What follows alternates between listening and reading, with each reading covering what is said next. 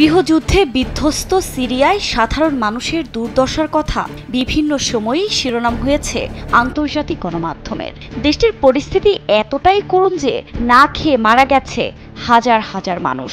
প্রাণ বাঁচাতে শেষ পর্যন্ত ঘাস খেয়েও জীবিকা ধারণ করেছেন অনেকে। সিরিয়ার এমন পরিস্থিতিতে বিদ্রোহীদের তীব্র অভিযানে দেশ ছেড়ে রাশিয়ায় পালিয়েছেন স্বৈরশাসক বাশার আল আসাদ। প্রেসিডেন্টের পলায়নের খবর ছড়িয়ে পড়ার পরপরই তার বাসভবনে হামলে পড়ে সাধারণ জনগণ। প্রাসাদের ভেতরে আসাদের কুকীর্তি দেখে চোখ ছানা পড়া সবার।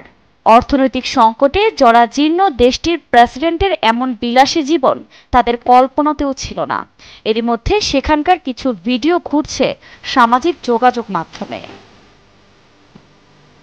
মার্কিন প্রভাবশালী গণমাধ্যম সিএনএনও আসাদের বিলাসবহুল লাইফস্টাইল নিয়ে প্রতিবেদন প্রকাশ করেছে।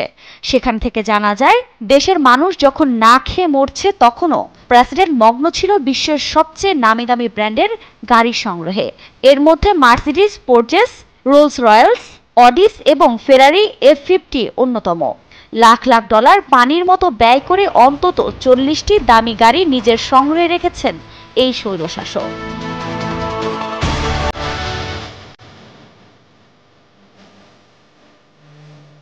শুধু গাড়িই নয়, সামাজিক যোগাযোগ মাধ্যমে ছড়িয়ে পড়া বিভিন্ন ভিডিও ফুটেজে দেখা যায় তার প্রাসাদে পরিবারের সঙ্গে বিভিন্ন দেশ ঘুরে বেড়ানোর নানা ছবি।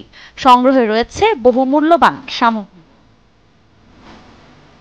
গণমাধ্যম বলছে, আসাদ সরকারের দীর্ঘ শাসনে সিরিয়ার অর্থনীতি শোচনীয় পর্যায়ে পৌঁছায়। পাল্লা দিয়ে কমছিল ডলারের বিপরীতে দেশটির মুদ্রার মান। 2020 সালে 1 মার্কিন ডলারের জন্য গুনতে হতো 1150 লিরা। চলতি ডিসেম্বরে তা দাঁড়িয়েছে 17,500 লিরায়। আসাদ পালিয়ে যাবার পর তা হয়েছে 22,000-এ। বিশ্লেষকরা বলছেন, লাখ লাখ মানুষ হত্যা করে আসাদ ক্ষমতায় টিকেছিল শুধু বিলাসী জীবন কাটাতে।